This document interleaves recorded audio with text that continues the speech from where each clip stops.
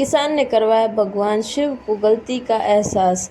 एक बार भगवान शिव पृथ्वीवासियों से बहुत गुस्सा हो गए और माता पार्वती को साक्षी मानकर ये संकल्प किया कि जब एक पृथ्वीवासी नहीं सुधरेंगे तब तक वे शंख नहीं बजाएंगे। सभी देव जानते थे कि शंकर भगवान शंख बजाएंगे तभी बरसात होगी, वरना धरती पर अकाल पड़ जाएगा। अब धरती पर पानी की एक बूंद भी नहीं बरसी और सारी धरती पर त्राहिमाम मच गया।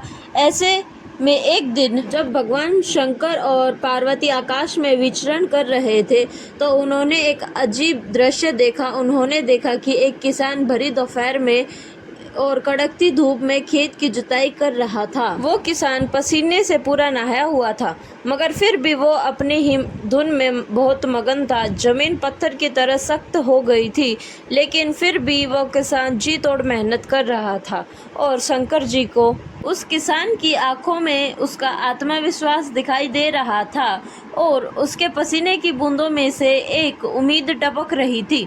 तभी भोलेनाथ और पार्वती जी भेष बदलकर उस किसान के पास पहुंचे और बोले, अरे भाई किसान, तू क्यों बेकार कष्ट कर रहा है? सूखी बंजर धरती पर केवल पसीने बहाने से ही खेती नहीं होती, उसके लिए पानी की भी जरूरत होती है और वो पानी अभी बरसने वाला नहीं है। तभी किसान ने हल चलाते चलाते ही जवाब दिया कि हाँ, बिल्कुल ठीक कह रहे हैं आप जजमान, लेकिन मैं हल चलाने का गुण भूल न जाऊं, इसलिए मैं रोज ही पूरी लगन के साथ हल चलाता हूं। क्योंकि अगर मैं हल चलाना ही भूल गया तो क्या केवल वर्षा से ही खेती हो सकेगी? बिल्कुल नहीं। मेहनत अपना ही परम आनंद है। लोभ के लिए मैं कभी खेती नहीं करता। वर्षा करना तो शंकर जी के हाथ में है। वे अपना कार्य पूरी तरह निभाते हैं, इसलिए मैं भी निरंतर अपनी मेहनत करता रहता हूँ। किसान की बात सुनकर महादेव जी को भी लगा कि मैं भी तो परम आनंद की अनुभूति के लिए ही शंख बजाता हूँ और मुझे भी शंख बजाए 1 बरस बीत गया। कहीं मैं भी शंख बजाना भूल तो नहीं गया? तभी शंकर जी ने तुरंत अपना गुस्सा छोड़कर और उस किसान की निरंतर मेहनत को देखकर अपनी झोली से शंख निकालकर और जोर से शंख को बजा दिया। तभी चारों ओर से बादल की घटाएं घुमड़ पड़ी, बिजली जोरों से कड़कने लगी और इस समय जोरदार बारिश होने लगी।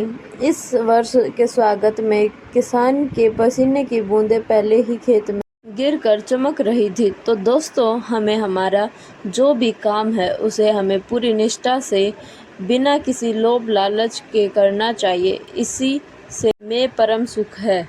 इसलिए आप जो भी काम करते हैं उसे काम को निरंतर करते रहिए। एक दिन आपको सफलता जरूर मिलकर रहेगी। आप सभी का धन्यवाद।